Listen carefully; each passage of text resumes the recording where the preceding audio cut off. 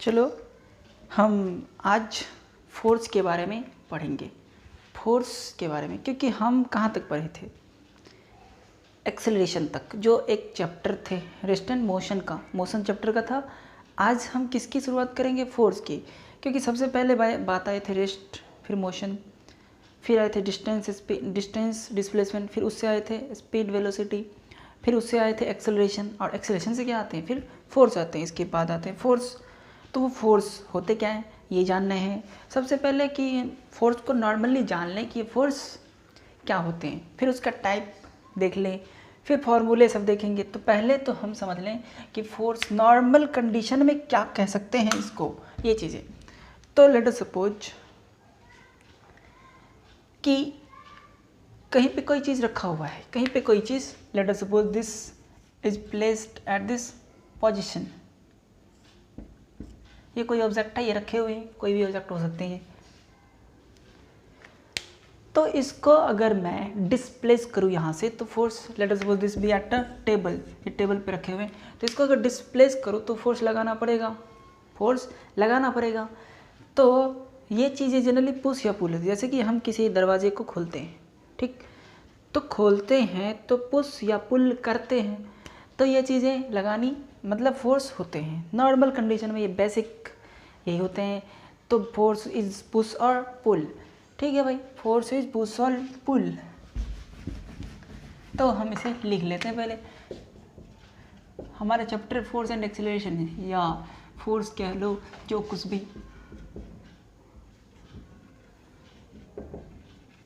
Force and acceleration ये chapter है हमारे। तो इसमें एक्सेलरेशन तो हम जान चुके हैं कि अगर वेलोसिटी में चेंज हो तो एक्सेलरेशन होता है, change in velocity by time, यानी rate of change in velocity. अब एक्सेलरेशन के साथ फोर्स आ गए, तो फोर्स क्या होते हैं, फोर्स का बेसिक चीज़ें हम लिख लेते हैं, पुश और पुल, पुश और pull on a body is called force. Push करें या पुल करें किसी बॉडी पे तो वो फोर्स होती है, वो लगाने वाली चीज़ फोर्स होती है। आगे की बात आगे करेंगे, फिर पहले इसके टाइप्स को समझ लें, टाइप्स को समझ लें, यानी टाइप्स ऑफ फोर्स। ये टाइप्स ऑफ फोर्स क्या होते हैं, टाइप्स ऑफ फोर्स को हम, तुम लिख लेना इसे कॉपी में। टाइप्स ऑफ फोर्स में फर्स्ट हो गए कॉन्टैक्ट फोर्स, फिर नॉन कॉन्टैक्ट फोर्स और अटैचमेंट फोर्स, तीन हो गए, contact force, non contact force और attachment force. Contact force, non contact force,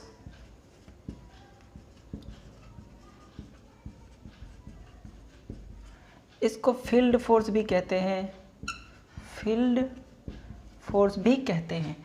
फिर third contact, non contact, attachment, attachment force, ये अटैच्ड रहते हैं, ठीक। कॉन्टैक्ट, नॉन कॉन्टैक्ट, एक न्यूक्लियर फोर्स भी होते हैं, न्यूक्लियर फोर्स वो भी होते हैं, तो उसे भी ले सकते हैं। तो पहले ये देखिए कॉन्टैक्ट फोर्स में क्या है, दो बॉडीज अगर कॉन्टैक्ट में है तब जो फोर्स लगते हैं वो कॉन्टैक्ट फोर्स हो जाते हैं। इसमें हम लिख लेते हैं न्यूक्लियर फोर्स, फोर्थ में, first second third fourth, nuclear force. इसको वीक फोर्स भी कहते हैं, वीक फोर्स। अब इन चारों के बारे में पहले समझ लें, ठीक है, मैंने ये चार लिख रखा है। कॉन्टैक्ट फोर्स, नाम से पता चल रहा है कि वो फोर्सेस जिसमें बॉडीज़ का कांटेक्ट बना रहे, तो वो तो कॉन्टैक्ट फोर्स। अब मान लो किसी चीज़ को हम, जैसे कि इसके अंदर मस्कुलर फोर्स आते हैं, हम किसी चीज़ पे अगर फोर्स लगाते हैं तो उसको टच करना पड़ता है ना, कांटेक्ट में हिलानी पड़ती है। अब मान लो दरवाजे खोल रहे हैं, हवा में ऐसे ऐसे करेंगे तो खोलने वाले तो होते नहीं हैं, तो वो चीज़ें होते हैं कॉन्टैक्ट फोर्स। अगर टच करके किसी चीज़ पे फोर्स लगाना हो, किसी भी टेबल को उठा के यहाँ से यहाँ करना हो, कोई भी वर्क करना हो तो टच ही करना पड़ता है, ऐसा नहीं कि हमारे इशारे से वर्क होते हैं, तो वो कॉन्टैक्ट फोर्स में आती है। फिर नॉन कॉन्टैक्ट, बिना कॉन्टैक्ट का भी फोर्स लग जाए, ये कैसे होता है भाई। अब बहुत सारे कंडीशन में ये देखे होंगे, अगर कोई चीज़ को हम छत के ऊपर से छोड़ दें तो उसे लाने की ज़रूरत नहीं पड़ती, अपने आप गिर जाती है। इसका मतलब ये है कि उस चीज़ को नीचे लाने में कोई ना कोई फोर्स लगाया है, और आपको पता है कि वहाँ पे ग्रेविटी फोर्स लगाते हैं, यानी अर्थ भी अपनी तरफ, यानी अपनी सेंटर की तरफ फोर्स लगाते हैं। वहाँ पे टच की कोई ज़रूरत नहीं होती है, अर्थ से कोई ऐसी चीज़ नहीं निकल के आती है जो उसे खींच लेते हैं। वो अनसीन ही होते हैं, मतलब अनसीन होते हैं ये फील्ड, और सीधा उसको कोई भी बॉडी को ऊपर से नीचे खींच लेते हैं। तो कांटेक्ट की जरूरत तो पड़ती नहीं है। मैग्नेट्स देख लो, मैग्नेट्स, दो मैग्नेट बिना कांटेक्ट के ही एक दूसरे को खींच लेते हैं, तो वो चीज़ें। फिर चार्जेस भी विदाउट कांटेक्ट के भी एक दूसरे को फोर्स लगा देते हैं। तो ये सब जो फोर्स है, चार्जेस के बीच जो फोर्स है, वो हो गए हमारे इलेक्ट्रिक फोर्स, तो वो इसके अंदर आएगा, या कूलम फोर्स भी उसको कहते हैं। फिर मैग्नेटिक फोर्स जो मैग्नेट्स के बीच लगते हैं, वो भी नॉन कांटेक्ट के अंदर आते हैं, क्योंकि बिना कांटेक्ट का भी वो फोर्स लगाता है। इसीलिए तो उसको फील्ड फोर्स कहते हैं, क्योंकि मैग्नेट्स के बीच मैग्नेटिक फील्ड होते हैं, और उसी फील्ड की मदद से फोर्स लगाते हैं। चार्जेस का अपना इलेक्ट्रिक फील्ड होता है, और उन्हीं इलेक्ट्रिक फील्ड की हेल्प से एक दूसरे पे फोर्स लगाते हैं, तो अट्रैक्शन या रिपल्सन होता है। तो ये सब हो गए किस में, फील्ड फोर्स में। तो फील्ड फोर्स में कि कौन हो गए, ग्रेविटेशनल फोर्स, इलेक्ट्रिक फोर्स या coulomb force, and third is magnetic force. ये तीन हो गए नॉन कॉन्टैक्ट फोर्स में, जिसमें कोई टच की ज़रूरत होती नहीं है।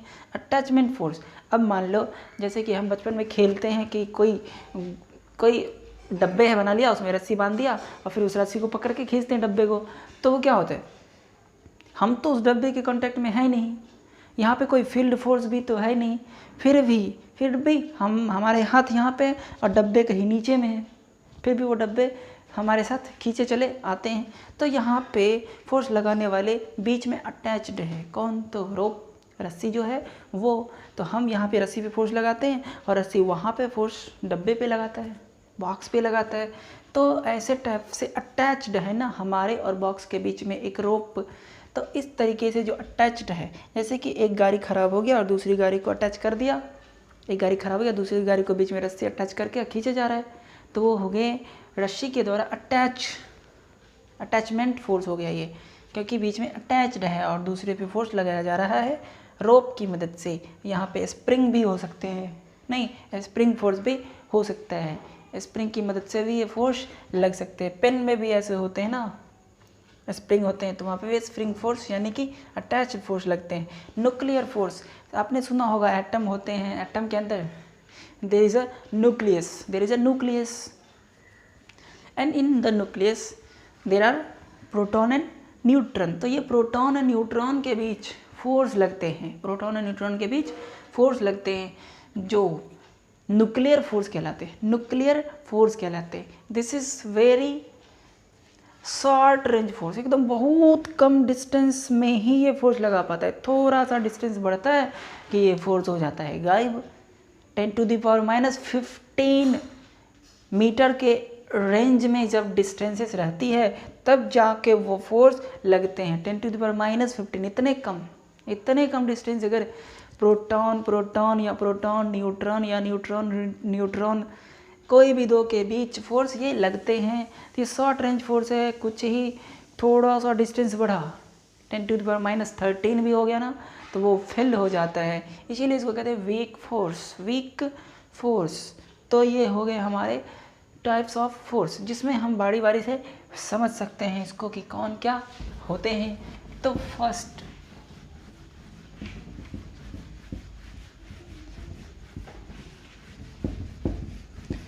कौन थे हमारे,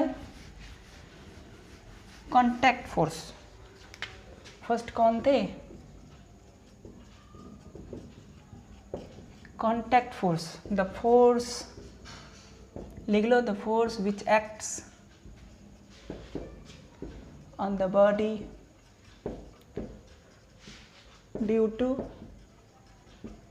touching of two bodies.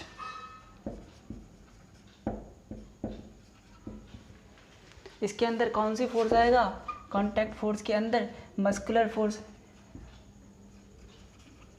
Muscle से जो लगाए फोर्स वो आ गए मस्कुलर फोर्स। और कोई कांटेक्ट फोर्स है क्या? हाँ, नॉर्मल फोर्स।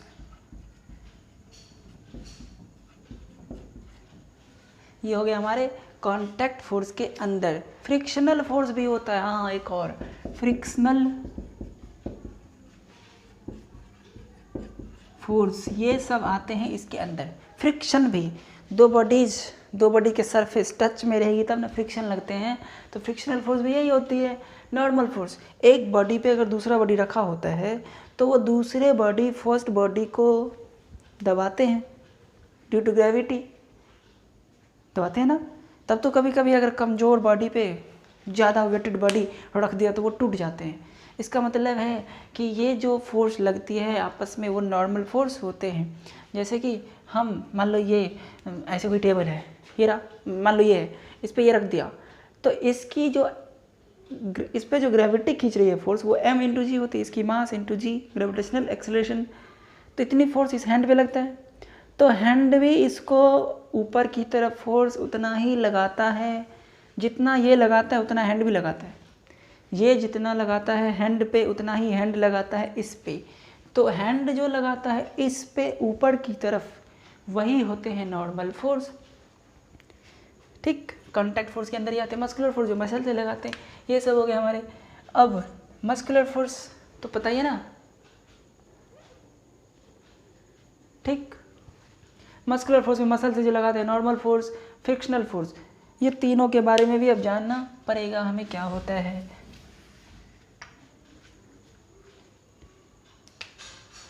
चलो फ्रिक्शनल फोर्स के बारे में पहले जान लें कि फ्रिक्शनल फोर्स क्या होते हैं। फ्रिक्शनल फोर्स, तो force acting between the surface of two bodies, दो बॉडीज के बीच में जो, मान लो फ्रिक्शन होता क्या है, जैसे कि हम चलते हैं, तो जब स्लिपरी रोड होता है तो क्या एकदम संभल के चलते हैं, नहीं संभल के चलते हैं कि कहीं गिर ना जाए। और जब एकदम विदाउट स्लिपरी है तो एकदम मस्ती में चलते हैं, ऐसा होता है। तो ऐसा क्यों होता है? जैसे स्लिपरी रोड आता है कि हम संभल जाते हैं, क्योंकि हमें पता है कि स्लिपरी रोड पे फ्रिक्शन कुछ ऐसी फोर्स है जो हमें, मतलब हमें बचाता नहीं है। वो जो सरफेस है ना वो हमें कम बचाता है, गिरने के लिए मजबूर कर देता है। तो ये जो फ्रिक्शन है ना ये हमें हमेशा गिरने से बचाता है। Frictional force opposes the relative motion. जैसे कि मान लो ऐसे चलता हूँ, तो जब चलता हूँ तो हमारे जो पीछे जो पैर रहते हैं वो पीछे की तरफ स्लिप करना चाहेगा।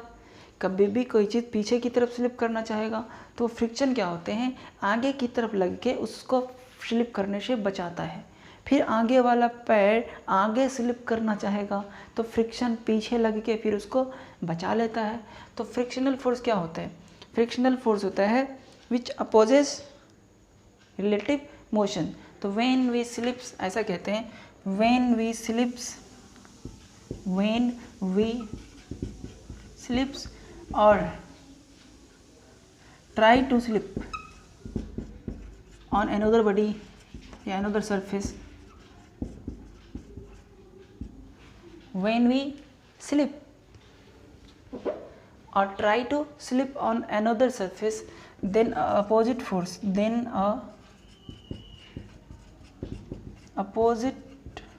force acts on the body, which is called frictional force.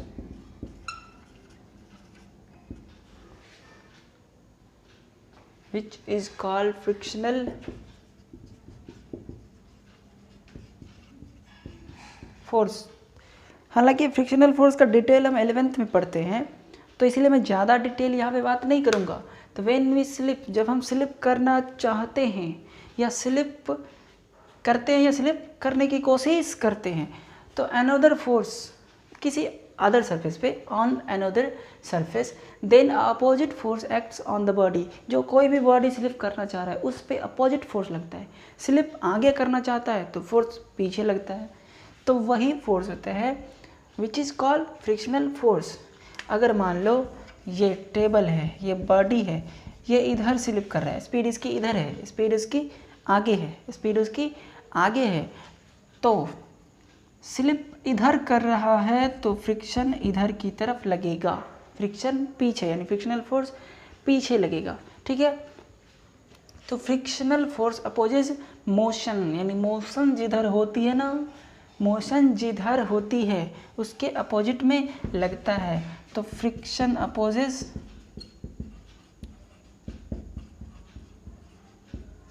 Motion, motion जिधर होती है उसके अपोजिट में लगता है।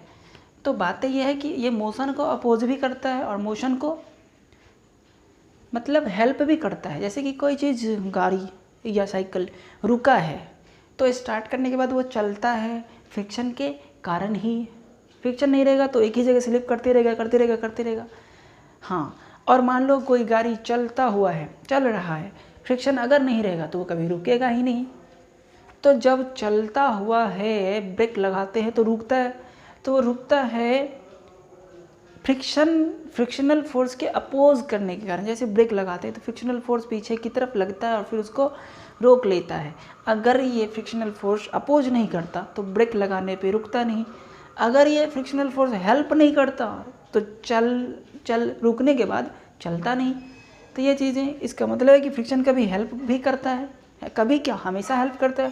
तो फ्रिक्शनल अपोजेज मोशन, हमेशा मोशन को अपोज करता है। दूसरा ये भी है कि frictional force helps in motion, help भी करता है, एंड अपोज इन मोशन, ये भी है, दोनों ही होते हैं। स्लिप जिधर करना चाहेगा उसके अपोजिट में होगा, तो इसी में हो गए अपोजिट मोशन। इसी में लिख लो and helps in motion, opposite motion भी और हेल्प भी करते हैं, सब कुछ करते हैं फ्रिक्शन। तो ये हो गए फ्रिक्शनल फोर्स। अब फ्रिक्शनल फोर्स की अगर मैं वैल्यू की बात करूँ कि वैल्यू कितने होते हैं, तो वो होते हैं म्यू इंटू एन। चलो लिखने तत्काल frictional force F mu into N. N क्या होता है, एन होता है एम इंटू जी। किसी भी बॉडी पे नॉर्मल फोर्स जो है वो होता है एन। ये आगे की क्लास में है, ये फ्रिक्शन के वैल्यू होते हैं। हाँ, डायरेक्शन ऑफ फ्रिक्शन किधर होती है, opposite to the relative motion. Direction of friction is opposite to the relative motion. Relative motion के अपोजिट होता है। सिंपली हमें 9th क्लास में ऐसे समझना चाहिए कि मोशन के अपोजिट होता है, ठीक। इधर जा रहा है बॉडी तो फ्रिक्शन इधर होगा, और इधर जा रहा है बॉडी तो फ्रिक्शन इधर होगा, ये चीज़ें होती है। तो फ्रिक्शन के बारे में ये कुछ मैंने जाना। कॉन्टैक्ट फोर्स में मस्कुलर को आप खुद समझते हो, खुद लिख लो दो। अगर हम मसल से कोई भी बॉडी पे फोर्स लगाए तो वो मस्कुलर फोर्स होते हैं। एंड एक और था मस्कुलर फोर्स, बीच में नॉर्मल फोर्स। एक बॉडी पे दूसरे बॉडी अगर रखे होते हैं तो दोनों बॉडी एक दूसरे पे फोर्स लगाते हैं, तो वो जो परपेंडिकुलर फोर्स लगते हैं ऊपर की तरफ, दैट इज़ नॉर्मल फोर्स। लिखूंगा नहीं, समझ लो इसे, ठीक है। जैसे कि ये बॉडी है, एम मास के, अर्थ हमेशा नीचे की तरफ एम जी लगाता है। एक टेबल है उस पर बॉडी एम मास के रखे हुए हैं, अर्थ हमेशा फोर्स हर चीज़ पे लगाता है, हम पे भी, आप पे भी, हर चीज़ पे लगाता है एम जी फोर्स नीचे की तरफ। तो ये फोर्स इस टेबल पे भी लगा, तो टेबल इस पे भी फोर्स लगाता है, कुछ फोर्स मान लिया एन, तो ये एन जो है ऊपर वाले वो नीचे वाले फोर्स के बराबर होते हैं, इसी एन को कहते हैं नॉर्मल फोर्स। नॉर्मल फोर्स यही था फ्रिक्शन के म्यू एन में। म्यू एन जो था ना फ्रिक्शन का, उसमें ये एन यही था, और म्यू था कोफिशिएंट ऑफ फ्रिक्शन था, ठीक है। तो ये चीज़ें दी रहती है, कांस्टेंट होता है। अब मैं बात करूँ kinetic friction, static friction, limiting friction, इन सब चीज़ों की, तो सुन लो बस। तो काइनेटिक फ्रिक्शन होते हैं कि अगर कोई बॉडी मोशन में है उस टाइम में जो फ्रिक्शन है दैट इज़ काइनेटिक फ्रिक्शन। और स्टैटिक फ्रिक्शन होते हैं कि if a body is in rest at that time friction is static friction. Rest में स्टैटिक फ्रिक्शन, मोशन में काइनेटिक फ्रिक्शन। एक होता है लिमिटिंग फ्रिक्शन। कभी कभी ऐसा होता है कि रेस्ट में एक मैक्सिमम वैल्यू होती है फ्रिक्शन की, यानी कि स्टैटिक फ्रिक्शन की मैक्सिमम वैल्यू को लिमिटिंग फ्रिक्शन कहते हैं। द मैक्सिमम वैल्यू अगर लिखना हो तो आप लिख सकते हैं, जैसे जैसे मैं बोलता हूँ वैसे वैसे लिखते जाएं। तो the maximum value of static friction is called limiting friction. सबसे ज़्यादा इसी का वैल्यू होता है, सबसे ज़्यादा इसी का होता है। और एक होता है रोलिंग फ्रिक्शन, जैसे कि भारी से भारी चीज़ों में हम पहिए लगा दें, व्हील लगा दें, then that rolls very easily. जैसे ट्रेन इतने भारी है फिर भी व्हील लगे हुए हैं तो इजीली रोल करते हैं। तो कोई भी भारी से भारी चीज़ों में अगर मैं पहिए लगा दूँ तो आसानी से वो रोल कर लेते हैं। इट मीन्स फ्रिक्शन वहाँ पे कम हो जाता है। सबसे कम होता है रोलिंग फ्रिक्शन और सबसे ज़्यादा होता है लिमिटिंग फ्रिक्शन। तो ये सब चीज़ें इसके बारे में था। फ्रिक्शन की वैल्यू थी म्यू इंटू एन। आपको इतनी कोई ज़रूरत नहीं थी, मैं इसलिए नहीं लिख रहा हूँ, ठीक। आगे की क्लास में आपको मिल जाएंगे। मैं खुद भी बनाऊंगा 11th के लिए, तो आप वहाँ पे भी जाके पढ़ सकते हैं। इसीलिए ये चीज़ वहाँ से ही पढ़ें तो ज़्यादा बेटर है। अब आगे चलें। कांटेक्ट फोर्स हो गए हमारे। कांटेक्ट के बाद आ गए हमारे बात नॉन कांटेक्ट फोर्स के। नॉन कांटेक्ट फोर्स, कांटेक्ट होने ही फिर भी फोर्स लगे, इसी को फील्ड फोर्स कहते हैं। लिख चुका हूँ पहले ही मैं। तो अगर इसमें क्या क्या आते हैं, इसमें 3 फोर्सेस आते हैं। First gravitational force, gravitational force. Second magnetic force, ठीक। Third gravitational force, magnetic force and electric force charges के बीच। This is also called Coulomb's force. Okay, Coulomb, COULOMB', Coulomb's force या कूलम्ब फोर्स, ठीक। ये 3 हो गए, यानी कि ये तीनों ऐसे फोर्सेस हैं जहाँ पे कोई टच की ज़रूरत नहीं है, कोई रोप लगाने की बीच में ज़रूरत नहीं है। अपने आप एक बॉडी दूसरे बॉडी पे फोर्स या एक पार्टिकल दूसरे पार्टिकल पे फोर्स लगा देगा दूर से ही ये ऐसी फोर्स होते हैं। तो ग्रेविटेशनल फोर्स क्या है? फर्स्ट है ग्रेविटेशनल फोर्स, ठीक है। The force acting between 2 masses, कोई भी 2 मासेस, जैसे कि अर्थ है सन है, कोई भी छोटा छोटा मास में हमारे और आपके बीच भी फोर्स लगते हैं। तो कोई भी 2 मासेस के बीच जो फोर्स लगते हैं वो द ग्रेविटेशनल फोर्स। इसीलिए तो इस मार्कर पेन को अगर छोड़ूं तो नीचे की तरफ गिरते हैं। क्यों? क्योंकि एक मास ये है और दूसरी मास अर्थ है, तो अर्थ ने इसको खींच लिया। क्योंकि अर्थ जितनी फोर्स इस पर लगाते हैं उससे ये आसानी से नीचे की तरफ आ जाते हैं, एक्सीलरेट हो जाते हैं। लेकिन बात यह है ग्रेविटेशनल फोर्स में कि दोनों ही बॉडी एक दूसरे पे फोर्स लगाते हैं। इस पर अगर अर्थ लगाया फोर्स कुछ, तो उतनी ही फोर्स ये अर्थ पे भी लगाता है। ये बात क्लियर है कि एक बॉडी जितने फोर्स लगाता है दूसरे पे, उतना ही फोर्स दूसरा बॉडी पहला पे भी लगाता है।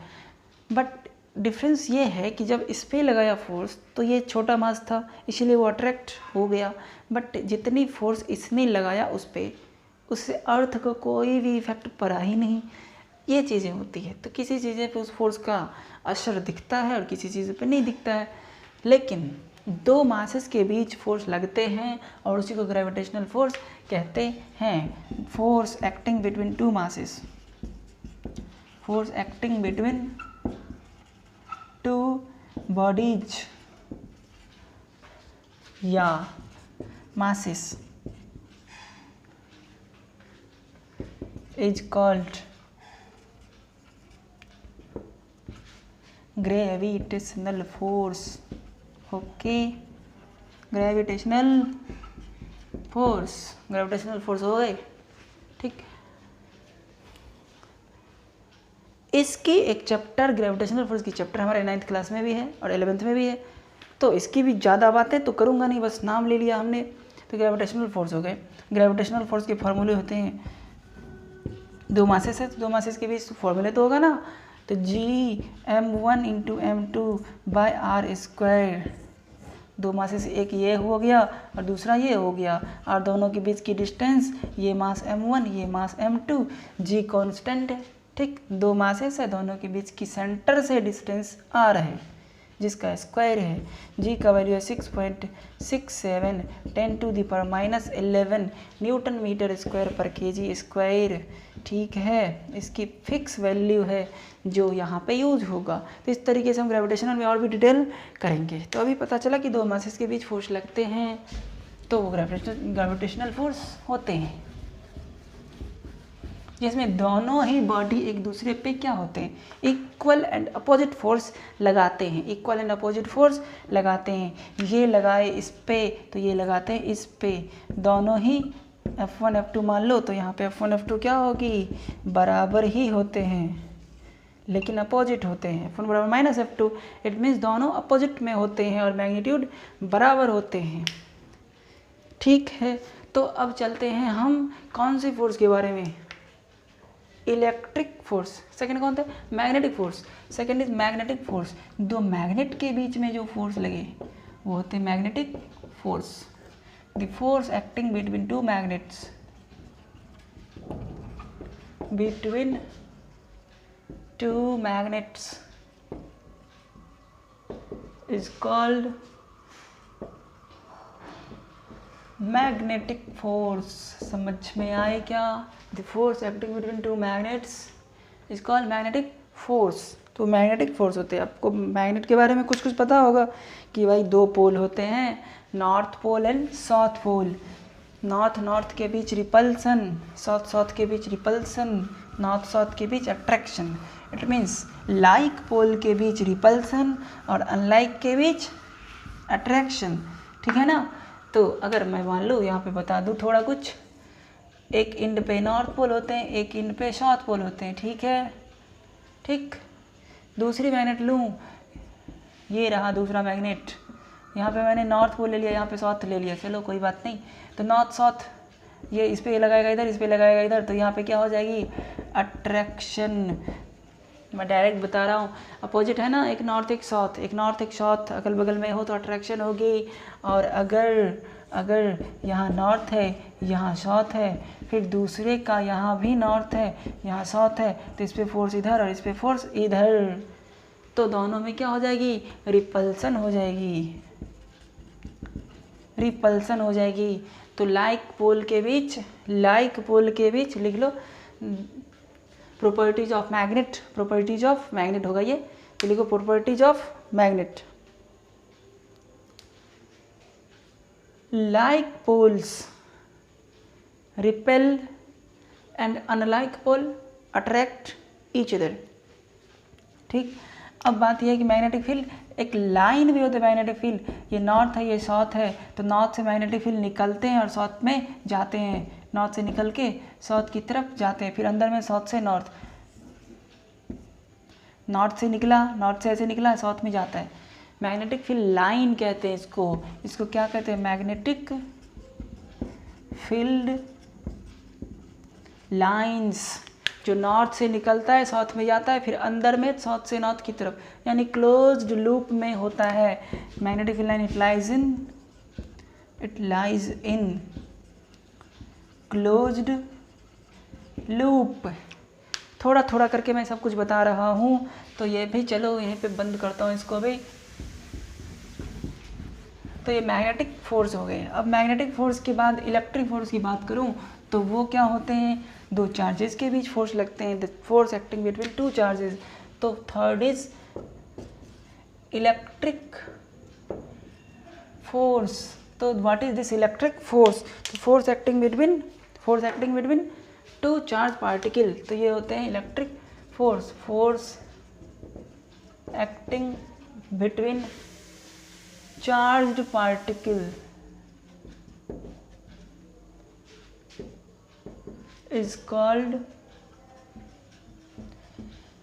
electric force. अब ये इलेक्ट्रिक फोर्स कितने होते हैं भाई, फोर्स इलेक्ट्रिक फोर्स होते हैं। लेट अस सपोज एक चार्ज Q1 इधर, एक चार्ज Q2 इधर।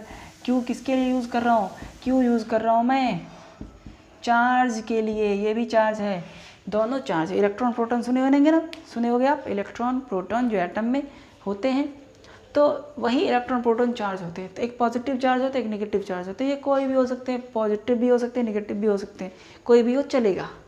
हमें पता है कि पॉजिटिव पॉजिटिव होगा तो रिपल्सन होगा, और पॉजिटिव नेगेटिव होगा यानी अपोजिट वाले होगा मैग्नेट की तरह तो अट्रैक्शन होगा।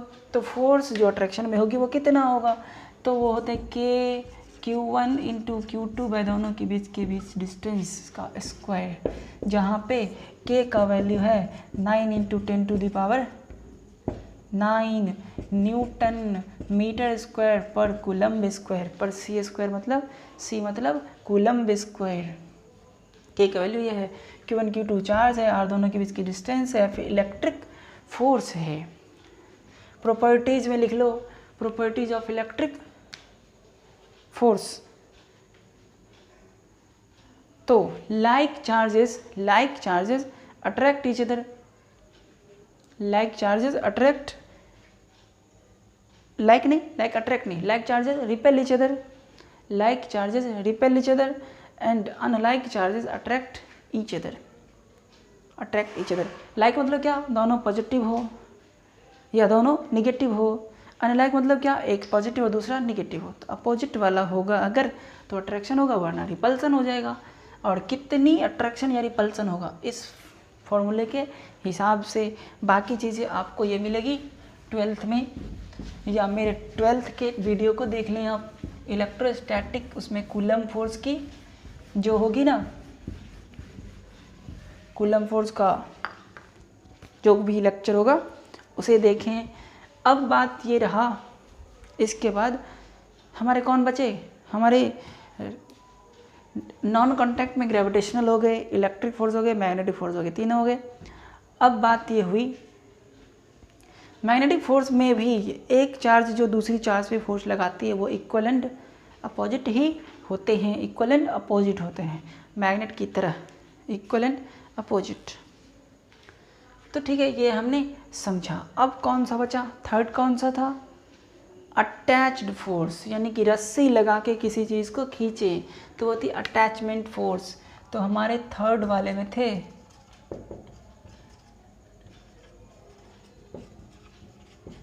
Attachment force. जैसे कि कोई सरफेस है, इस पर कोई बॉडी है, इसमें मैंने रोप लगा दिया और एफ फोर्स लगा के खींच रहा हूँ, ये रोप है और रोप को एफ फोर्स लगा के खींच रहा हूँ किसी एंगल से, या सीधा सीधा ही बीच में ये रोप है, रोप लगा के खींच रहा हूँ, एम मास की बॉडी है। तो ये जो फोर्स लग रहा है ये हो गया अटैचमेंट फोर्स, रोप के थ्रू हमने खींचा है। या मान लो ये सरफेस है, इस पे ये एक बॉडी है, ये दूसरा बॉडी है, इस बॉडी पे मैंने फोर्स लगा दिया, यानी इस बॉडी को खींचे जा रहा हूँ। ये बॉडी है, बीच में रोप है, ये दूसरा बॉडी है, दो बॉडी को बांध दिया, फिर आगे वाली बॉडी को पकड़ के खींच रहा हूँ, दो बॉडी को बांध दिया, two bodies are attached by rope and one body is applied force. एक बॉडी पे फोर्स अप्लाई करूँ तो ये जैसे जैसे आगे जाएगी तो रोप के थ्रू ये भी आगे जाएगा, रोप के थ्रू ये भी आगे जाएगा। तो इस ये रोप में एक टेंशन जनरेट होती है, टेंशन टी, ये टेंशन ही इसको लेके जाता है। टी किसके लिए है, टेंशन, जो फोर्स होता है। टेंशन क्या होता है, फोर्स होता है, ठीक। तो ये टेंशन फोर्स ही ले जाते हैं। तो अटैचमेंट फोर्स में टेंशन फोर्स आते हैं, स्प्रिंग फोर्स आते हैं, ये सब आते हैं। तो इसे आपको बस समझना था कि ऐसे टाइप से जब फोर्स लगे तो वो अटैचमेंट फोर्स होते हैं। जैसे कि एक बॉडी में मैं स्प्रिंग लगा दूँ, स्प्रिंग को पकड़ के खींचूँ, तो हम तो फोर्स स्प्रिंग पे लगा रहे हैं भाई, लगा रहे हैं स्प्रिंग पे, बॉडी भी धीरे धीरे क्या होगी, खींची चली जाएगी। तो ऐसे केसेस को हम अटैचमेंट फोर्स कहते हैं, ठीक है। जैसे कि हम कुएं से पानी निकालते हैं, रोप बाल्टी को दे देते कुएं में, फिर वो रोप को खींचते हैं। हम तो बाल्टी पे फोर्स नहीं लगाए थे भाई, हमने तो रोप पे फोर्स लगाया। और रोप में जो टेंशन जनरेट हुआ, यानी रोप में जो भी फोर्स हमने लगाया वो जो जनरेट हुआ वो बाल्टी तक पहुंचा, और फिर वो बाल्टी को वो फोर्स यानी टेंशन फोर्स बाल्टी को ऊपर लाया, ठीक है। तो ये सब चीज़ें अटैचमेंट फोर्स होते हैं। फिर फोर्थ वाले में क्या है, वीक फोर्स, जिसको न्यूक्लियर फोर्स कहते हैं या न्यूक्लियर फोर्स ही कह लो, जो कहना है कह लो। Force acting between the nuclear particle, यानी कि proton and neutron. Force acting between proton and neutron. The force acting between nuclear particle, nuclear particles, इसमें कौन कौन होते हैं? न्यूट्रॉन, प्रोटॉन, न्यूट्रॉन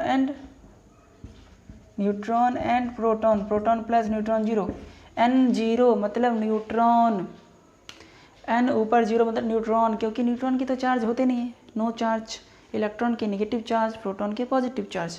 तो neutron N zero and proton P plus P मतलब proton plus मतलब पॉजिटिव चार्ज होते हैं। तो प्रोटॉन के लिए शॉर्टकट लिखा गया है, तो न्यूक्लियर पार्टिकल हो गया न्यूट्रॉन एंड प्रोटॉन। तो force acting between nuclear particles is called क्या? इज कॉल्ड क्या क्या क्या? Nuclear force, NuCl, nuclear force. समझ में आएगा? तो ये न्यूक्लियर फोर्स होते हैं, इसी को वीक फोर्स कहते हैं। This is very short range force, this is very short range force, this is very short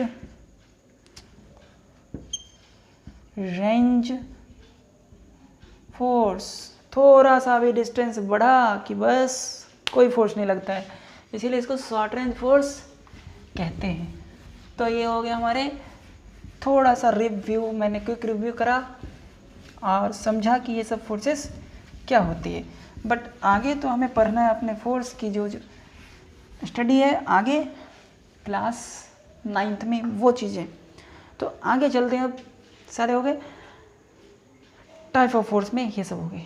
इन सब टाइप में अगर हम बात करें, दो चीज़ें निकलती है, सबको कलेक्ट कर लूँ तो दो चीज़ें बात आती है कि ये बैलेंस और अनबैलेंस फोर्स।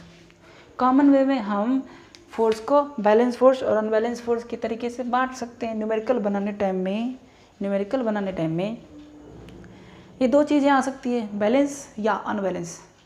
वो टाइप्स थे, लेकिन न्यूमेरिकल के केस में दो चीज़ें होती है, कभी फोर्सेस नेट जीरो हो जाती है और कभी फोर्सेस नेट जीरो नहीं होते हैं। तो जब फोर्सेस नेट जीरो हो जाए तो उसी को कहते हैं बैलेंस फोर्स, और जब फोर्सेस नेट जीरो ना हो, फोर्सेस टोटल मिला के जीरो ना हो, तो उसे कहते हैं अनबैलेंस फोर्स। जैसे कि हमारे दो हैंड हैं, एक हैंड को कोई खींचे 10 न्यूटन से, फोर्स तो न्यूटन में होते हैं, 10 से खींचे, और दूसरी हैंड को भी 10 से ही खींचे तो हैंड टूट जाए, लेकिन ये तो कुछ होने वाला नहीं है। तो ऐसे चीज़ नहीं होगा ना। अपोजिट डायरेक्शन से इक्वल फोर्स लग रहे हैं तो नेट फोर्स तो हमारे पे जीरो है, भले ये दोनों हाथ चले जाए लेकिन हम जाने वाले नहीं हैं। तो ये चीज़ें होती हैं बैलेंस फोर्स। अगर एक हैंड पे 5 न्यूटन लगाता और एक हैंड पे 10 न्यूटन लगाता तो 10 न्यूटन की तरफ मैं चला जाता 5 की फोर्स से।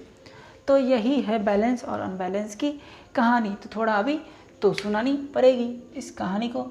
तो चलते हैं बैलेंस फोर्स के बारे में। Balance force, what is balance force? अगर किसी बॉडी पे नेट फोर्स जीरो हो, तो नेट फोर्स अगर जीरो होगी तो एक्सेलरेशन कुछ होने वाला तो है नहीं, एक्सेलरेशन कुछ नहीं होगी।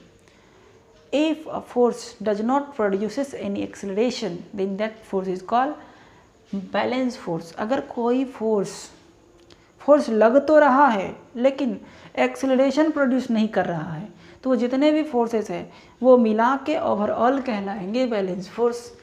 यानी कि द फोर्सेस बहुत सारे भी हो सकते हैं, इसीलिए the forces which do not produce any acceleration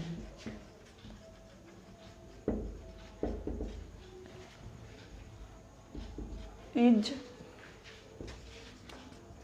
called balance force. ठीक है, यानी कि बैलेंस फोर्स एक्सेलरेशन प्रोड्यूस नहीं करते, यानी कि चेंज इन वेलोसिटी नहीं होने देते, या तो रेस्ट में रह जाएगा या तो अगर वेलोसिटी भी है तो वो कांस्टेंट वेलोसिटी से चलेगा, या तो रेस्ट या तो constant velocity. In this case इस केस में body is either either in rest और इन यूनिफॉर्म स्पीड या वेलोसिटी, या तो यूनिफॉर्म स्पीड में रहेगा या तो रेस्ट में रहेगा इस फोर्स के टाइम में। ठीक है, नेट फोर्स क्या होगी यहाँ पे? 0। ठीक, सो इस केस में फोर्स नेट होगी 0 और एक्सेलरेशन भी क्या होगी? 0। फोर्स नेट भी 0, एक्सेलरेशन भी 0। तो ये हो गए बैलेंस फोर्स की कहानी। चलो अब दूसरा है अनबैलेंस फोर्स। अनबैलेंस फोर्स यानी वो फोर्स जो एक्सेलरेशन को प्रोड्यूस करे। द फोर्सेस या the force which produce the force which produces acceleration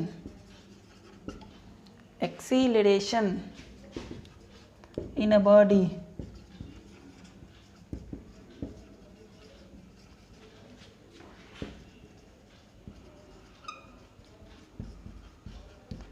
समझ में आए? the force which produces acceleration in a body is called unbalance force. यहाँ पे इस केस में बॉडी रेस्ट में नहीं रहेगा, यूनिफॉर्म स्पीड में भी नहीं रहेगा, वेलोसिटी को चेंज करते रहेगा। In this case velocity of body changes. In this case velocity of a body changes. समझ में आएगा? वेलोसिटी चेंज होगी तब ना एक्सेलरेशन होगी। तो ऐसा यहाँ पे कह सकते हैं कि एफ नेट 0 नहीं है और एक्सेलरेशन भी 0 नहीं है। फोर्स भी 0 नहीं है नेट और एक्सेलरेशन भी 0 नहीं है। तो ये हो जाएगी हमारे बैलेंस अनबैलेंस की कहानी। इसी के बीच में एक और आते हैं कहानी रिजल्टेंट फोर्स की। तो ये रिजल्टेंट फोर्स क्या होते हैं? किसी भी बॉडी पे बहुत सारे फोर्सेस लगे, अगर बॉडीज पे if there are so many forces acting on a body then there is some net force, कुछ नेट फोर्स होते हैं उस पर सबको एडवर्ड करके, that is called resultant force. एक होते हैं रिजल्टेंट फोर्स, इसी को कहते हैं एफ नेट जो कह रहा था ना, एफ नेट जो मैंने लिख रहा था ना वो रिजल्टेंट फोर्स ही था, टोटल फोर्स। ठीक, एफ नेट जो अभी लिख रहा था ना, F net 0, F net not 0, तो वो रिजल्टेंट फोर्स ही होते हैं। ठीक है, तो आप उसे समझ लें। जैसे कि मान लो इसको एक एग्जांपल ले लेता हूँ। कोई बॉल है, इस पर मैं मान लेता हूँ ये हॉरिजॉन्टल है, इस पर एक फोर्स इधर लगा, दूसरी फोर्स इधर लगा, थर्ड फोर्स इधर लगा, फोर्थ फोर्स इधर लगा, फिफ्थ फोर्स इधर लगा, F1, F2, F3, F4, F5 सबकी फोर्स की डायरेक्शन भी दे रखा और वैल्यू भी F1, F2 करके दे रखा। ठीक है, तो रिजल्टेंट फोर्स कितना होगा? ठीक, तो डिपेंड करता है वैल्यूज़ पे। इस डायरेक्शन में कौन कौन फोर्स है बताओ तो? इस डायरेक्शन में कौन कौन फोर्स? तो फोर्स टुवर्ड्स, इस डायरेक्शन में किसकी ओर? राइट की ओर, टुवर्ड्स राइट की ओर। कितने? देखो तो इधर की तरफ एरो कौन कौन लगा रखा है? 1, 4, 5, 3 है नहीं, 1, 4, 5, अच्छा 1, 2, 4, 5 इतने सारे हैं। चलो इसको हटा दो, इसको इधर नहीं दो, इसको इधर दे दो, बहुत ज़्यादा हो जाएगा ना। तो कितने हो गए? F1 इधर है, F4 भी इधर है और F5 भी इधर है। एरो दिखा रहा है ना, एरो देख लो किधर है। तो राइट की तरफ कितने फोर्स है? तो F1 है, F4 है एंड F5 है फोर्स टुवर्ड्स लेफ्ट देखो तो कितने हैं? लेफ्ट की तरफ इधर तो F3 है, F2 है और कोई नहीं है, यानी F2 प्लस F3। अब डिपेंड करता है कि कौन ज़्यादा है कौन कम है, ये डिपेंड करता है कौन ज़्यादा है कौन कम है। ठीक, तो ये वैल्यू पे डिपेंड करेगा। अब जो ज़्यादा होगी उसकी तरफ फोर्स ज़्यादा है और उसकी तरफ ये बॉडी मोशन करेगा, यानी उसकी तरफ एक्सेलरेट करेगा। दोनों ही अगर बराबर है तो बीच में रुका रहेगा, रेस्ट में रहेगा, क्योंकि पहले से रेस्ट में है। नहीं, अगर पहले से मोशन में है तो उतनी ही स्पीड से चलते रहेगा। तो ये चीज़ें हैं। नेट फोर्स अगर अब रिजल्टेंट फोर्स निकालना हो तो किसी एक में से किसी एक को माइनस कर दूंगा, लेकिन किस में से करूँगा अभी पता नहीं है। अगर मान लिया if F1 plus F4 plus F5 इसकी एडिशन ज़्यादा है F2 प्लस F3 से, मान लिया अभी ऐसा हो नहीं सकता है। अब डिपेंड करेगा इसकी वैल्यू कितने है, तब अभी मैं वैल्यू नहीं लिया हूँ, मान लिया कि ये ज़्यादा है ये कम है। तो रिजल्टेंट फोर्स कितना होगा, तो रिजल्टेंट फोर्स जिसको F नेट कहते हैं कितना होगा। ये किधर की तरफ थे भाई, राइट की तरफ ना, तो राइट की तरफ ज़्यादा फोर्स है, लेफ्ट की तरफ कम फोर्स है, तो ये बॉडी किधर जाएगी, राइट की तरफ। अब जितना ज़्यादा हो, अब मान लो तीनों को ऐड करके 20 हो गया और इस दोनों को ऐड करके 15 हो गया, ठीक है। तो इधर 5 ज़्यादा है, ठीक, इधर 20 इधर 15, तो इधर 5 ज़्यादा हुआ ना, तो 5 जो ज़्यादा है 5 न्यूटन फोर्स इस पे, उसी 5 न्यूटन फोर्स की मदद से ये एक्सेलरेट करेगा, 20 से नहीं करेगा, जितनी ज़्यादा है उतनी से ही करेगा। तो रिजल्टेंट फोर्स होते हैं ज़्यादा वाला फोर्स, तो F1 plus F4 plus F5 minus F2 plus F3। मैंने ये कोई फॉर्मूला नहीं लिखा है, जिस डायरेक्शन में ज़्यादा फोर्स होते हैं माइनस जिस डायरेक्शन में कम फोर्स होते हैं, ये फोर्स किधर की तरफ है, रिजल्टेंट फोर्स F नेट इतना हुआ, बट किधर, लेफ्ट या राइट की तरफ। तो ये हो गए हमारे टुवर्ड्स राइट, ठीक है, राइट की तरफ ये फोर्स लगा है। तो ये चीज़ें हमें ऐसे रिजल्टेंट फोर्स को निकालते हैं, ठीक है। अब इसी सवाल में आप इसे नोट कर लेना, स्क्रीन पॉज करके। इसी सवाल में मैं मान लूँ सबकी वैल्यू दे देता हूँ, this is 4 Newton, this is 5 Newton, this is 3 Newton, this is 2 Newton, this is 4 Newton, नहीं 4 नहीं 6 न्यूटन, सब ले लिया। अब देखो लेफ्ट किधर, लेफ्ट कितना, राइट कितना, उस मान लो ये दूसरा एग्जाम्पल हो गया हमारा, ठीक है। वही चीज़ें नहीं है, ये दूसरा एग्जाम्पल है, ठीक। अब देखो तो फोर्स टुवर्ड्स राइट कितने, राइट यानी इधर की तरफ, ये वाला 4 प्लस न्यूटन क्या है, SI यूनिट होता है फोर्स का, ये जो N लगा है ना फोर्स की यूनिट होती है, यूनिट तो हमेशा हर चीज़ में डालनी पड़ती है। 4 प्लस 5 प्लस 2 4 5 9 2 11 न्यूटन हो गया। 11 न्यूटन कितने हो गए, राइट की तरफ। अब लेफ्ट की तरफ देखो F3 और F2 है ना, तो 3 नहीं, ये 3 और ये 6, 3 प्लस 6 यानी 9 न्यूटन। देखो तो राइट की तरफ ज़्यादा हुए हैं ना, तो रिजल्टेंट फोर्स कितने हो गए, F नेट, ये रिजल्टेंट फोर्स 11 माइनस 9 यानी 2 न्यूटन। किधर ये ज़्यादा वाला की तरफ होता है, ज़्यादा वाला की तरफ। ये 2 न्यूटन ज़्यादा किधर है, 2 न्यूटन ज़्यादा किधर है, राइट की तरफ ना, तो टुवर्ड्स राइट। इसी 2 न्यूटन से ये इधर की तरफ एक्सेलरेट करेगा, इसी 2 न्यूटन से इधर की तरफ एक्सेलरेट करेगा। और इसके आगे की चीज़ें तो हमने पढ़ा नहीं है, जो अप्लाई कर लें। तो ये चीज़ें हमारा होते हैं क्या, रिजल्टेंट फोर्स का निकालना। तो हमने बैलेंस और अनबैलेंस फोर्स के बारे में भी समझ लिया, ठीक। तो इसे नोट करो पहले।